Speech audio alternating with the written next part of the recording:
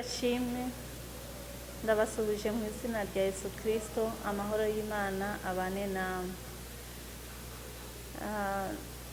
Dusabe des anges, tugiye kwiga uburyo bwo gusenga. Isengesho ryiza rigizwe n'ibice bitatu. Igice cya mbere ni igice cyo kwihana, ukagenzura umutima wawe, wakumva hari icyaha ufite ukakihana. Imana ntabwo yorosaho, kandi umutima wawe ntiwawuhisha. Niba wumva hari icyaha kirimo, urabanza ukakihana. Kwihana nabwo rero ubanza kwihana ibyaha byawe, ukihana iby'umuryango. Ntuvuge ngo ababyeyi banjye barapfuye ntibakiriho, ariko niba uzi icyaha bakoze ukaba utakihanye, kiracyariho. Ijambo ry'Imana rirabivuga muri Yesaya 65 uhereye ku murongo wa mbere ukagera ku murongo wa 7.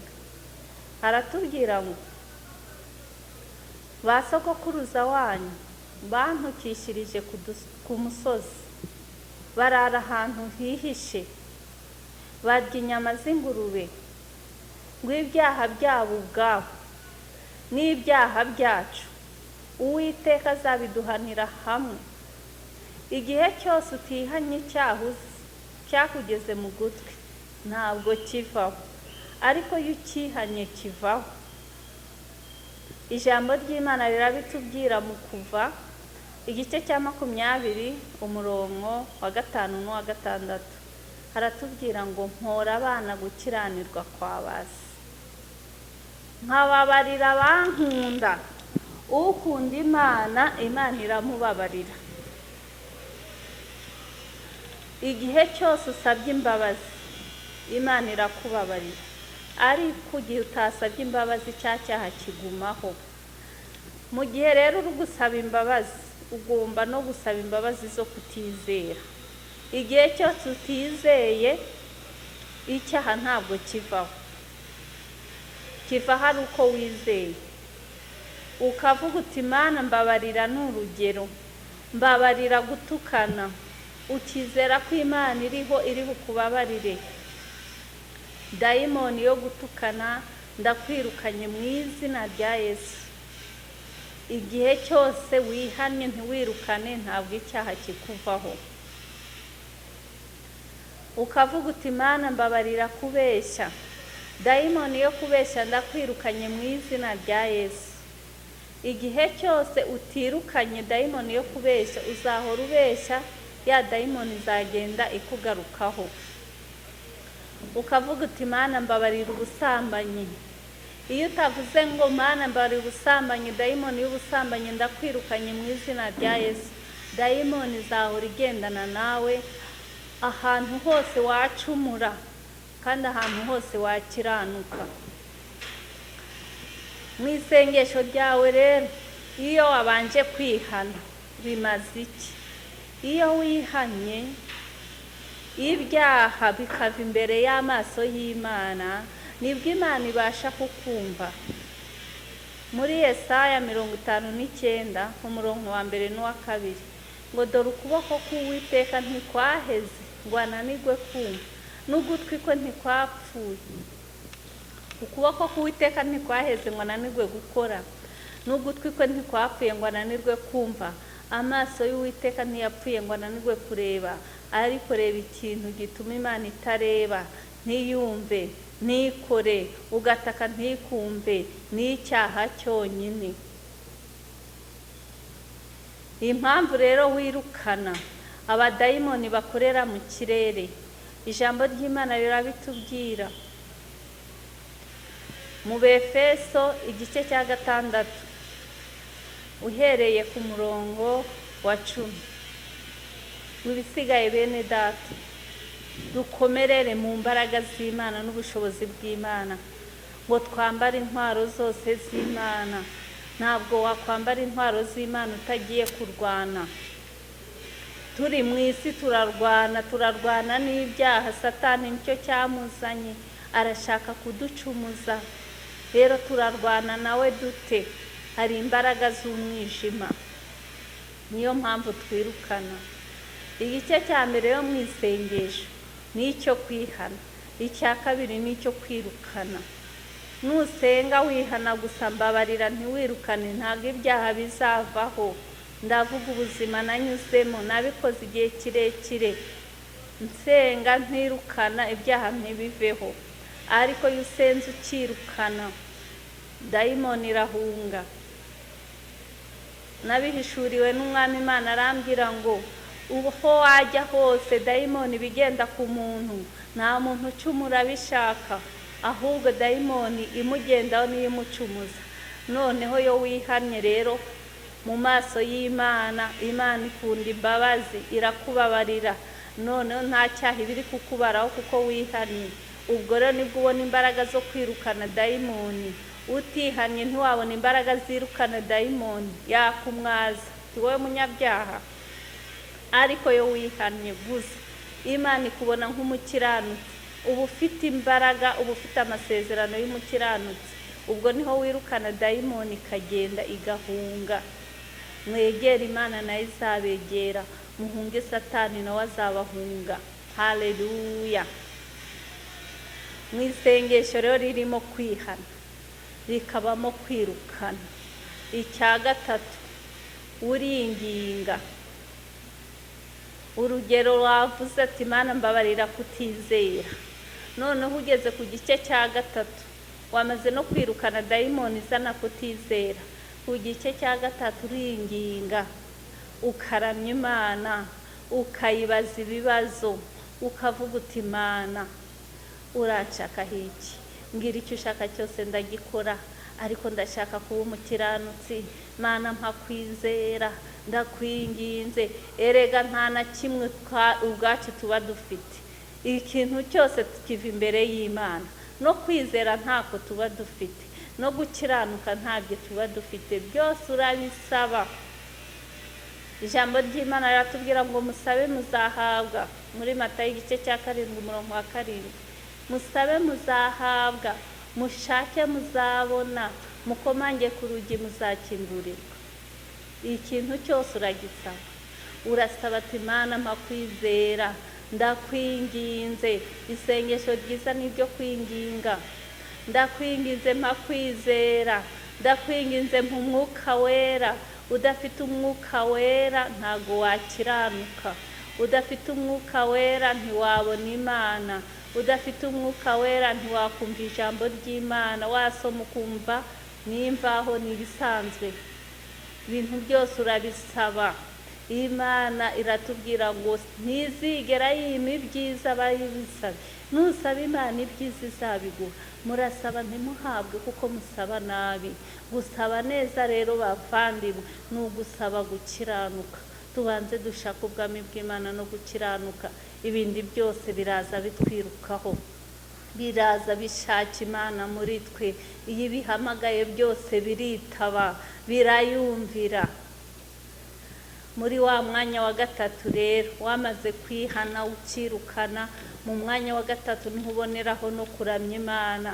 Noneho wayiramye kakumva, noneho ufite umwuka wera ukuyobora mu kuyiramya. Nigeze mbaza Imana ati nzaguhimbaza utijye wishima Mana. Irambwira ngo uko umwuka wera kuyoboye, kugira ngo Imana yishime si uko wishakuya, si uko wasimbutse cyane, ahubwo niba wasimbutse cyane wayobowe na mwuka wera. Niba waririmbye gahoro wayobowe na mwuka wera. Isengesho Imana yumva ntiyobowe na mwuka wera. Kuririmba Imana yumva ni ukuyobowe na mwuka wera. Kuririmba kwiza ni ukuririmba nta cyaha kikuriho na kimwe. Reka mbabwire, gukiranuka birashoboka pe, ariko binyura muri iryo sengesho ryo mu bice bitatu, niho hava gukiranuka honyine. Utabanje kwihana, twavukiye mu byaha, ba mama ba data batubyaye nabo ari abanyabyaha, natwe turi abanyabyaha. Ubwo rero nta yindi nzira ni ukwihana, nta yindi nzira ihari. Urabanza wihane, wirukane. Icyakora uko uzajya ugenda wihana, ubikora muri ubwo buryo, wihana, wirukana, winginga, usaba Imana ibyo ukeneye, uyibaza ibibazo, bizagera aho wigenzura ukasanga nta n'icyaha na kimwe wibonaho, atari uko ubyiyitirira ahubwo ariko bimeze, ukagenzura umutima wawe wose ukabona urera pe, nta cyaha ufite, ugasigara noneho urizwa n'ibyaha by'abandi bikorerwa mu isi, utakira abo mu isi bakora ibyaha ari byo wihana, uvuga ati Mana tubabarire ubusambanyi mu isi, tubabarire kukwinuba, tubabarire kutakwitaho, abadayimoni bose ukabatwika, noneho uri umukiranutsi. Abadayimoni batinya umukiranutsi, arabatwika bigakunda, ariko umunyabyaha ntago abatwika ngo begereyo, ntago abatwika ngo bumve. Niyo mpamvu icyambere ari ukwihana kubw'amaraso ya Yesu Kristo, ukambara imbaraga. Yesu yaratubwiye ngo mbahaye ubutware hejuru y'abadayimoni. Ubu butware bwahawe abakiranutsi, ntago ari ukuvuga ngo ndabicakiye, ntago ari ukuvuga ngo ndagutwitse dayimoni, ejo wagiye gusambana ndagutwitse dayimoni, reka ntahijya. Ariko wihana, urayirukana ikagenda, ukinginga Imana ugaca bugufi, ufite umutima wishize hejuru, ufite ubwibone. Hari icyaha na kimwe kikuriho, ntago wakwirukana dayimoni ngo ugende. Gukiranuka birashoboka, nanjye ubu buryo narabukoresheje, nsanga gukiranuka birakunda. Nihanira imiryango nubwo naba njye ntarabikoze, ukaba utaraterekereye ibyo byabaye kera ntubizi, ariko warabyumvise. Ikintu cyose wumvise mu gutwi kwawe, iyo utakihanye kiracyakubarwaho. Tumenye ijambo ry'Imana uko rivuga koko by'ukuri. Ijambo ry'Imana ntiribeshya, dushake kubahiriza ijambo ry'Imana guhera mu itangiriro ukagera mu byahishuwe. Ibyo birashoboka bene data, ndababwira ko gukiranuka biroroshye. Wowe urihana gusa, ukirukana, ukinginga Imana, kandi buri munota uko umutima utera ugahora uri connecte ku Mana, ugahora uvugana n'Imana. Mana uri mwiza, Mana uri igitangaza, uragahora ku ngoma. Bigenze ngo abantu bakumenye, bigenze ngo abantu bave mu byaha. Mana ukayiganiriza aho uri hose, ukirukana. Nubwo utagisambana wabiretse, ukaguma ukirukanira agakubitira kure. Dayimoni y'ubusambanyi ndakwirukanye mu izina rya Yesu. Satani n'abadayimoni ndabatwitse mu izina rya Yesu. Ukabihoramo, ugahora wirukana, umutima wawe udatuza. Ntabwo mvuze ngo uhore mu rusengero, ahubwo urusengero ni umutima wawe. Aho ugiye hose, uri mu kazi, hora uri connecte ku Mana. Ibyo bintu birakora. Usaba Imana ibigushoboze, kuko nta na kimwe twakwishoboza. Ukavuga ati Imana nshoboza guhora imbere yawe, nshoboza buri gihe ibitekerezo byanjye bihore biri kuri wowe, bihore byibwira ibyo mu ijuru. Ibyo ngibyo nubishobora, uzabona nta cyaha na kimwe ukora, na kimwe. Ubwo uzaba wera nk'uko Data wo mu ijuru yera. Umuntu uzajya mu ijuru ni umuntu wera nk'uko Data wo mu ijuru yera. Inzira ni iyi ngiyi bene data, inzira ni iyo kwihana. Iyi minsi yo kujijwa Imana yarayirengagije. Iyi minsi twamaze dukora ibyaha tutazi uburyo bwo kwihana neza, ibyaha bikavaho. Imana yarayirengagije, ariko uyu munsi niwumva ijambo ryayo ntiwinangire umutima, ahubwo utangire kwihana, utangire kwirukana, utangire kwinginga, b'inshuti y'Imana, ubudatandukana nayo. Uzabona uburyo, uzaba umukiranutsi wera pe.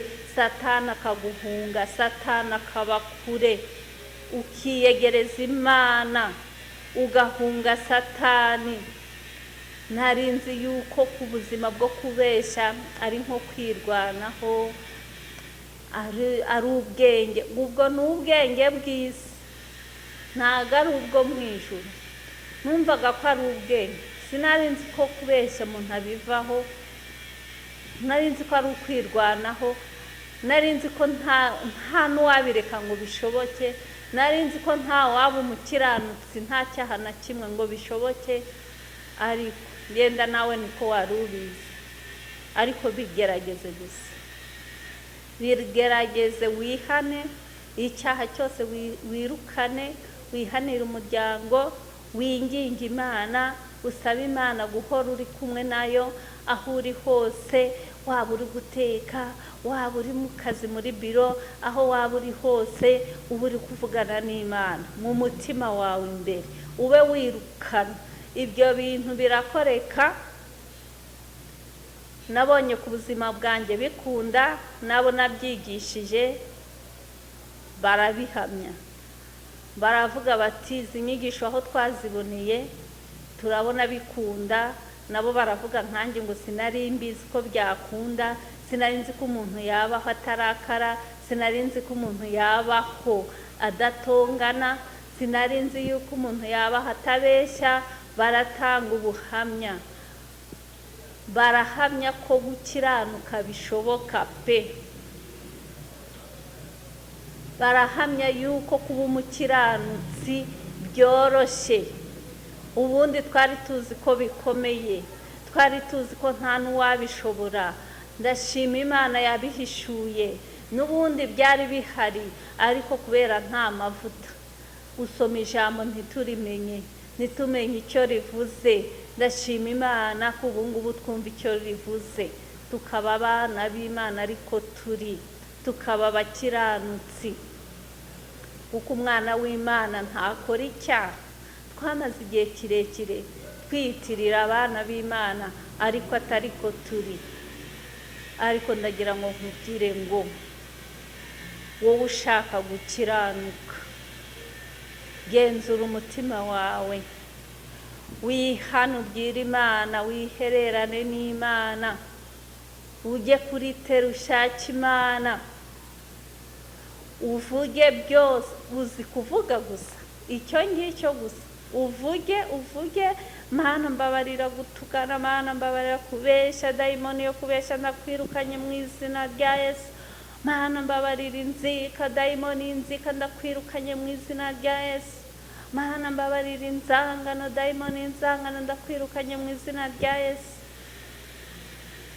Mana mbabarira ishyari, dayimoni y'ishyari ndakwirukanye mu izina rya Yesu.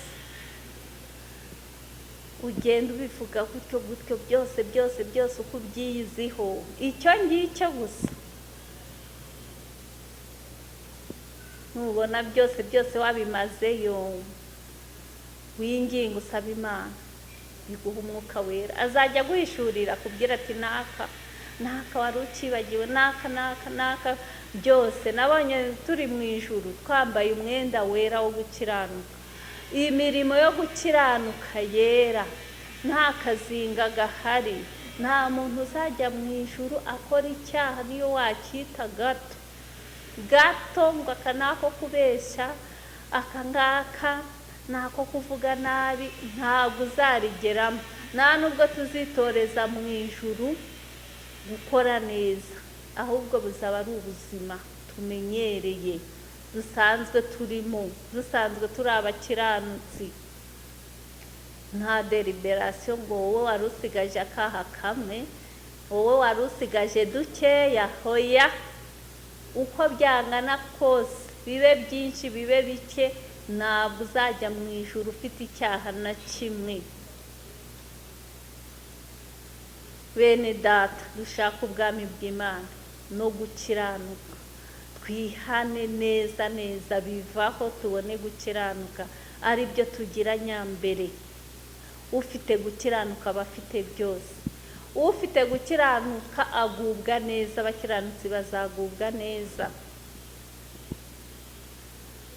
Ijambo ry'Imana rirambwira mu Migani 22:4 ngo uwicisha bugufi akubaha Uwiteka, ingororano ye ni ubukire, icyubahiro n'ubugingo. Reka duce bugufi, ubwibone bwo mu mutima bwa bundi abandi batabona, Imana irabubona. Ukibufite ntiwajya mu ijuru, uca bugufi ukavuga ati Mana mbabarira ubwibone, dayimoni y'ubwibone ndakwirukanye mu izina rya Yesu.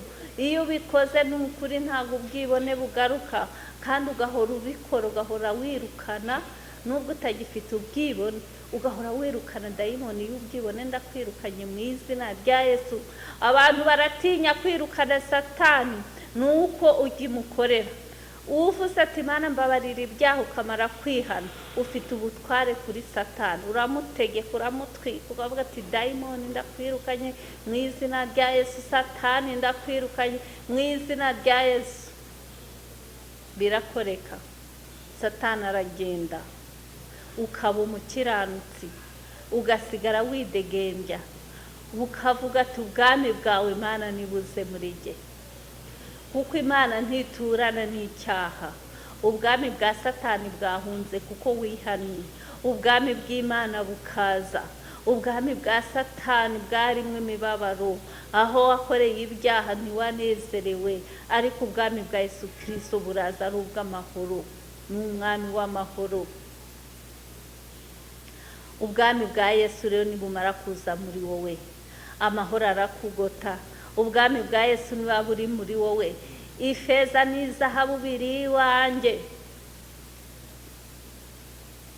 iby'igiciro byose biri iwanjye, niko Imana ivuga. Iby'icyubahiro byose, ubukire n'icyubahiro birakugota, kandi ubone n'ubugingo. Kwa Satani nta cyiza kiriyo. Hari ubwo abantu bibaza ngo ikuzimu, ngo umuntu yagize amafaranga, ngo yagiye ikuzimu. Ikuzimu se nta mafaranga ariyo. Ikuzimu kwa Satani, ikuzimu sinarinzi icyo bisobanuye. Numvaga ko ari ukwinjira mu gitaka, noneho nkumva bavuga ngo ni kwa Satani, ngo bakurayo amafaranga. Ntayabayo. Ikuzimu Imana yansobanuriye ko ari mu byaha. Nagize iyerekwa, mbona Yesu amfashe ukuboko ngo ngwino nkwereke ikuzimu. Mbona abantu nzi bari gucuruza, bari mu mirimo itandukanye, ntibapfuye. Nari nzi ngo ikuzimu habaye abapfuye, bariho ni bazima. Bivuze iki? Imana ishaka kunyigisha ngo bari abantu bari mu byaha. Mu byaha niho ikuzimu. Nta gikuzimu ari uvuga ngo mu bitaka ngo abapfuye. Hari abantu bapfuye kubera ko bari mu byaha, abo nibo bavuga ko bari ikuzimu. Nta munezero uriyo, nta byiza biriyo mu byaha.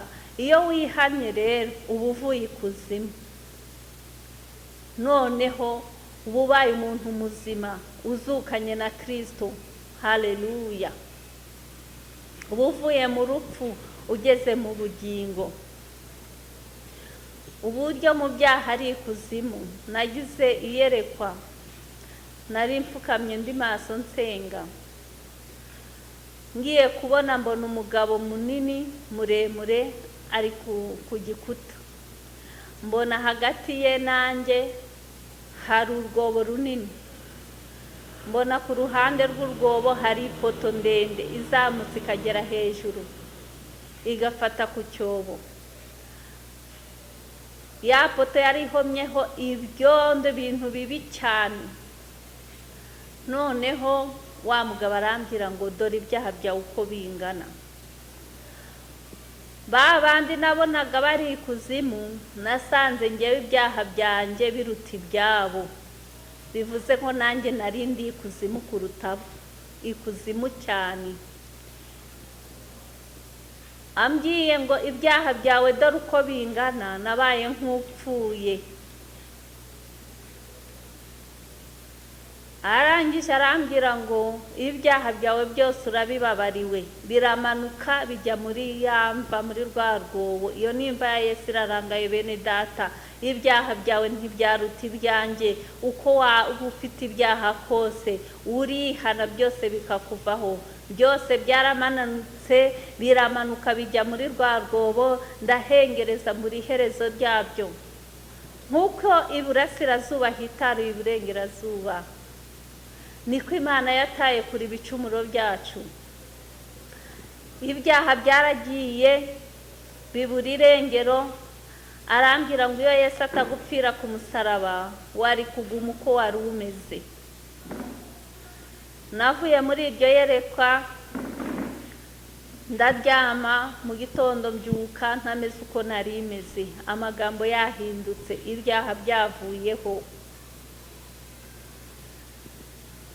mba nzukanye na Kristo, mba mvuye ikuzimu, mba mvuye mu byaha, nicyo bivuze, mba mvuye mu rupfu ngeze mu bugingo. Ubu akaba atari njye uriho, ubwo ni Kristo muri njye. Haleluya! Ibyo nkora byose si njye ukibyikoresha, ni Kristo muri jyewe. Ubwanjye sinakwishoboza gukiranuka, ariko kubera kwihana, icyo mfite cyo nakora cyonyine ni ukwihana, ni ukwirukana Satani, kuko Yesu yaratubwiye ngo aduhaye ubutware hejuru y'abadayimoni. Ntabwo duhamagara Yesu ngo twirukanire dayimoni, ahubwo yaduhaye ubutware, twebwe turamwiyirukanira. Ukamwirukana akakumvira akagenda. Icyo twakora ni ukwemerera Yesu, tukihana, tukamwizera, tukirukana. Ntituvuge ngo tuzakira gukiranuka, ngo ndabyakiriye ndabikaciye. Utarwanye kandi ugomba kwambara intwaro zose z'Imana. Mu ntwaro z'Imana harimo ukuri, ngo mukenyeye ukuri. Umusirikare wa Kristo agomba kuba yambaye yikwije, akenyeye ukuri, yambaye gukiranuka nk'icyuma gikingira igituza, mu gatuza hambaye neza. Mu kwesa inkweto arizo butumwa bwiza bw'amahoro bubiteguza. Wambaye inkweto, umusirikare agomba kuba yambaye mu birenge, wambaye ubutumwa bwiza, wamamaza ubutumwa bwiza bwa Kristo. Ukaba ufite kwizera, mutware kwizera nk'ingabo. Satani yanyuzaho umwambi ugakubitaho ya ngabo, ugakubitaho ingabo, ukamutsinda na ya ngabo yo kwizera. Yagutinyisha iki n'iki, ukavuga ati ndizeye Imana yakoze biracyahari, n'indiho n'Uwiteka nduwo ndiwe. Haleluya! Ukagira intwaro ya gatanu, ariyo gakiza, Yesu Kristo. Mwambaye ingofero ku mutwe wawe, ubwonko bwawe butekereza ibya Kristo. Kristo ari mu bwonko bwawe, niwe akora, aganira nawe. Uwo niwe uturinda umubi ntadukoreho. Intwaro ya gatandatu ni ijambo ry'Imana. Ijambo murahorana, ufite ijambo muri wowe. Wagera aho ubona amazi agiye kugutembana, ukavuga ngo waravuze, ijambo ryawe riravuga ngo nimuca no mu mazi menshi ntazabatembana. Ukagira indi ntwaro ya karindwi, Mwuka Wera, ngo musengeshe umwuka iteka mu buryo bwose bwo gusenga no kwinginga. Izi ntwaro wazibitseho zose, ugasenga muri buriya buryo, ni ukuri ubu mukiranutsi pe, nta cyaha na kimwe ukora. Ubu ndi umuhamya wo kubihamya, kandi ndanezerewe kubwo abantu bumva izi nyigisho bakabikora bigakoreka. Haleluya! Reka dushake Imana, dushake gukiranuka, dushake mu maso h'Imana. Nitumara kuba abakiranutsi, tuzajya nk'abana, ntabwo tuzajya ubuvungukira, tuzajya ibikwiriye abana. Ariko ubwami bw'Imana aribwo twabanje imbere no gukiranuka. Iri sengesho rero usenze muri ubu buryo rikugeza ku gukiranuka pe, ukemerwa n'Imana, Imana ikakwiyereka, ukayisenga uyizi, utibaza ati Imana buriya isite bimeze bite, Yesu asate, ukamubona. Niyo ntakubwira ngo Yesu asate, wowe ubwawe usenze muri ubu buryo arakwiyereka. Ntabwo Imana irobanura ku butoni. Imana yanyiyeretse nawe yakwiyereka, kandi yanyiyeretse ko nasenze muri ubu buryo.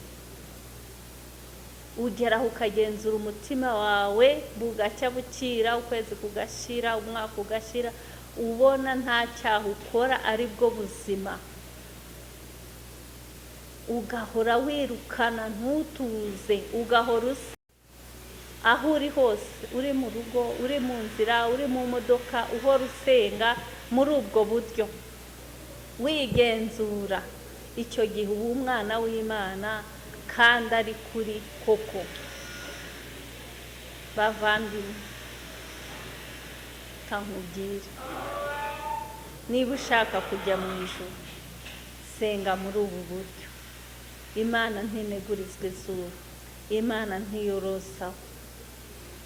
Senga mu buryo bwo kwihana ukamarayo. Abisirayeli nabo barabikoze, barihanye muri ubu buryo igihe kimwe muri Nehemiya igice cya 9 murongo wa 2 n'uwa 4, ngo bajya ku ruhande bahagarara ukwabo maze baratura pe, ngo batura ibyaha byabo no gucumura kwa ba sekuruza. Bamaze kwihana ngo bafata ikindi gice cya 4 cy'umunsi, amasaha 3, ngo basoma ibyanditswe. Gusoma ijambo ry'Imana, udasoma ijambo ry'Imana niryo ritweza, udasoma ijambo ry'Imana nta kwezwa. Udasoma ijambo ry'Imana ntago wavugana n'Imana. Yakuvugisha mu ijambo, yakuvugisha mu ijwi, ariko ijambo ry'Imana urisome, uryumve ku bwa Mwuka Wera. Ngo barangije bafata ikindi gice cya 4, andi masaha 3 baramya Imana. Imana ngo ikeneye ibituruka muri twebwe, niko yambwiye ati nkeneye ibiva ku ndiba y'imitima yanyu. Imana ikeneye kwishengerera n'umwami, ukayibwira ibisingizo bivuye muri wowe, ukayibwira amagambo meza. N'umwami w'abami, uri mwiza Mana, uri igitangaza, ni wowe Mana yonyine, nta wundi muhwanye, nta yindi Mana ibaho. Ukayibwira n'ibindi byose bikuri mu mutima. Ibyo ni ibindi mo njyewe, nawe ufite ibyo wabwira Imana. Ngo bafashe uwo mwanya baravuga ati muhaguruke duhimbaze Imana yacu, muhereye kera kose nta wundi muhwanye.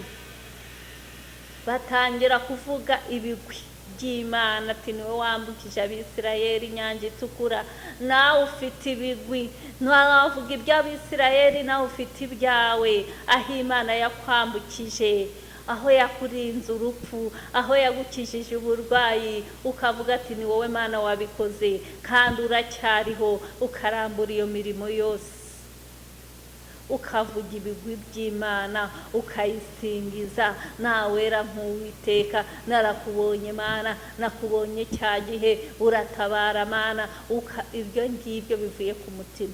Yarambwiye ngo genda umbwirire abantu, sinkeneye isengesho bigishijwe, nkeneye buri muntu wese navuga ibimurimo. Icyo nicyo nkeneye. Ntuvuge ngo sinzi gusenga. Nahangaha nkweretse ibice 3, ariko sinkubwira ibyo uvuga, ni wowe uzi ibyo wivugira. Mu buryo bwo kwihana, kwirukana, kwinginga, winginga ibibazo ubaza Imana, ntusimbizi. Ngiye mfite ibyanjye nabajije Imana, mfite ibyo nkibaza ubu ngubu, ariko ibyawe simbizi. Ngiye nk'urugero ibyanjye naravuze ati Imana mbwira icyo nshakaho cyose, ndagikora, ariko nanjye mba umukiranutsi utavangavanga. Imana yanga kuvangavanga, ngo kuko uri akazu yazo udakonje kandi ntubire, ngiye kukuruka. Aya magambo urayumva kurukwa n'Imana, wajya he? Imana yanshubije rero nsomye ijambo ry'Imana, ngiye mu rusengero bigisha ijambo ry'Imana rivuga muri Mika igice cya 6 murongo wa 8. Riravuga ngo mwana w'umuntu we, yakweretse ikizi cyari cyo. Icyo Uwiteka gushakaho niki? Nge nari nabaje uranshakaho iki? Ndagikora. Icyo umbwira cyose ndagikora, ariko nanjye mba umukiranutsi wemera, utavangavanga, santashi, udafite akazinga na kamwe. Ngo icyo Uwiteka gushakaho niki? Gukunda kubabarira, gukiranuka, kugendana n'Imana wicisha bugufi. hari igihe ujya gusenga ukamara umwaka ugafata undi ufite umuntu utarababarira, aho ngaho ntabwo uri umukiranutsi.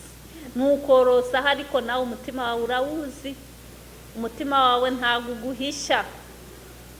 Gukiranuka rero ni hahandi wigenzura, wajya kwihana wagera imbere y'umwinginzi y'umutambyi, wajya kwihana ugashaka ukakibura.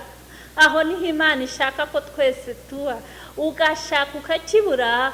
Umuhanuzi yewe niyo yahanura bwayo, yewe na Satani naho yagenza abura icyo akurega.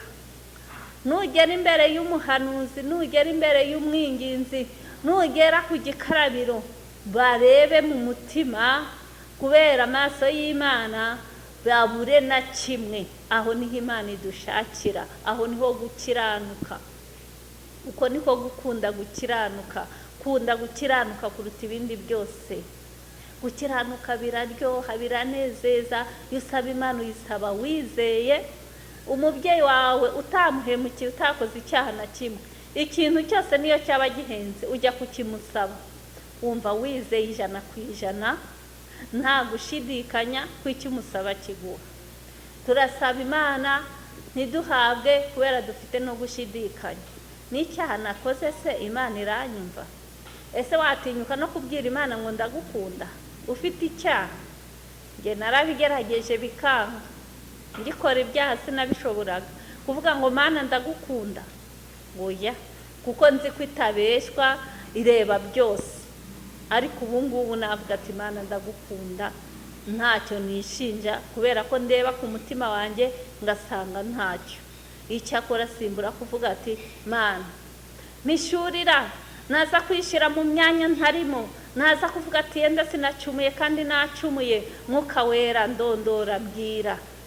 Ngatuza nkumva ko hari aho naba nacumuye, nsanze nacumuye nikubita hasi nkavuga ati Mana mbabarira sinzongera. Ariko ikintu nshaka kukubwira, ubuzima bwo kwihana dusubiramo ibyo ntago Imana ibishaka. Irabirambiwe, irashaka urwane intambara, ugende bigende bigabanyuka, ariko bigeraho utagira na kimwe. Nugera hahandi utagira na kimwe rero, niho nabwiye Imana nti ko mbona mfite impungenge ko nazasubira mu byaha, mbigenze ngo ndasubirayo. Uhore wirukana, uhore imbere yaje, uri connected buri gihe, ubwonko buri ku Mana budahuga. Nuhuga na gato uzacumura. Kandi koko narahuze gato, mbona nteye brage, ngeze imbere y'umwinginzi ku gikarabiro, ati hane kubeshya nuravangiwe, yesi ngikora icyasi nkibeshya. Ibuka hahandi ugeze ku irembo, nkubita agatima, sha bugufi, ndavuga ati ni koko nacumuye. Navuze tumva kandi nshigikiye ibitari byo. Rero mwene data, ubaza Imana ibibazo, Imana izagenda igusubiza. Ibyo ubaza ni wowe ubizi. Imana irashaka ibiri ku mutima wawe, si ibyo wigishijwe, ahubwo vuga ibikurimo. Wihane muri ubu buryo bwo kwihana, ukamarayo ukirukana, ukinginga, ubaza Imana ibibazo uyiramya, uzabona Imana. Imana yaraduhishuriye. Imana nta kwitatugira. Uwakumva yakumva, utakumva yabura ijuru aryibujije, ariko ijuru rirahari, gukiranuka birashoboka. Imana ibaha umugisha. Nimero za telefone ziri hepfo, muraza kuzibona, mwaduhamagara. Dukorera umurimo w'Imana mu Gacinjiro ka Gisozi i Kigali muri Gasabo. Amahoro y'Imana bane namwe. Shalom shalom. Reka dusenge, dusoze dusenga. Uhoraho Mana nziza, turagushimiye imbabazi zawe n'ubuntu bwawe bituma tudashiraho. Mana yacu, nk'uko ijambo ryawe rimanuka, nk'uko imvura na sheregi bimanuka biva mu ijuru, ntibisubire bidatohesha ubutaka, bikeza imbuto nyinshi, niko n'ijambo ryawe rizamera, ntirizaza ngo risubireyo ubusa. iri jambo ryawe urikurikire Mana, ribashe kwera imbuto nyinshi. Sabiye umugisha buri muntu wese wumvise iri jambo, kugira ngo Nyagasani ye kumva gusa, ahubwo ashyire mu bikorwa. Umushoboze Mwami Imana, imbaraga z'umwijima zamujyanaga mu byaha ndazirukanye mu izina rya Yesu. Satani n'abadayimoni bose ndabananije ku buzima bwabo mu izina rya Yesu. Baha umugisha, nta mugisha uruta kukumenya. Urakoze Mana yacu, ni mu izina rya Yesu nsabye nizeye, amen.